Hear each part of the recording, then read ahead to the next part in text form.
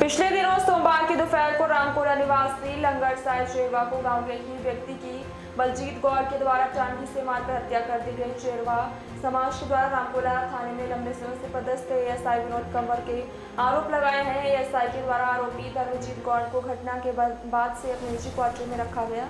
बिना हथकड़ी लगाए इतना ही नहीं, आरोपी के कंबल तकिए के साथ पंखे के नीचे सुला रहा था।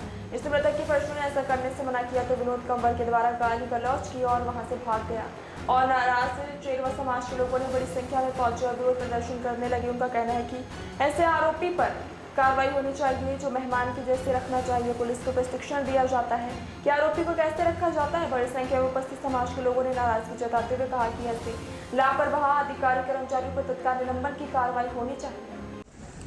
जीतन जी, आप अभी चेरवा समाज के समाज प्रमुख हैं और आपके समाज में अभी एक घटना घटा है जिसके संबंध में आप शासन प्रशासन को क्या बताना चाहते हैं? धन्यवाद।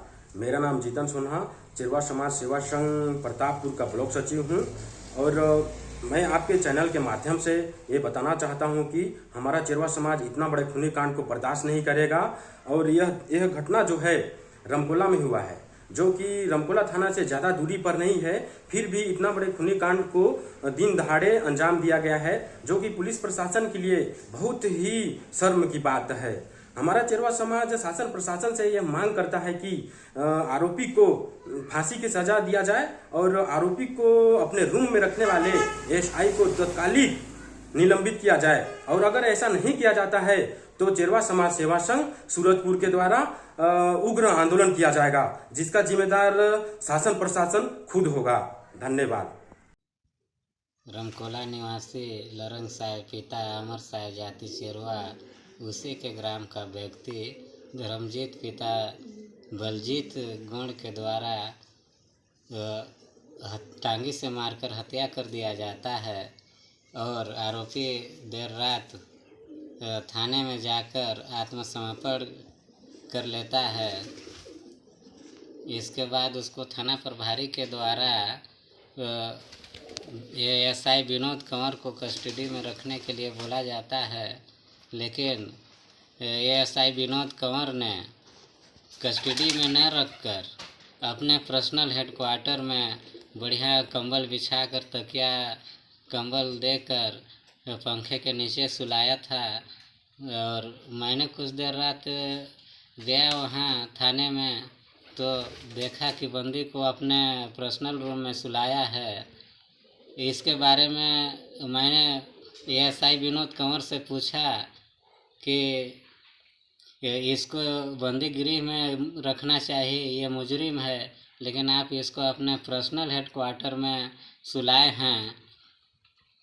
तो बोले तुम होते कौन हो?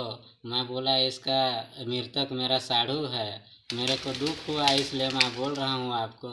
ऐसे इतने सुनते ही मेरे को गाली गलौज करने लगे, सरपंच हो तुम, मेरा कुछ नहीं कर लोगे, मेरा आईजी डीआईजी एसपी नहीं उखाड़ पाएंगे तो तुम होते कौन हो।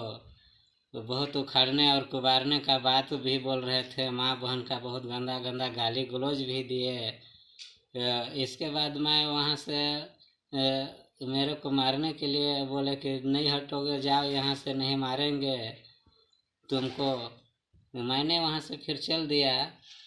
जाने के बाद फिर सुबह मैंने अपने समाज के लोगों से चर्चा किया, फिर हम लोग ज्ञापन दिए कि इस टाइप का एक मुजरिम को सह दिया जाता है इस थाने में और अभद्र व्यवहार किया गया एक पुलिस ऑफिसर के द्वारा, जो कि निंदनीय है।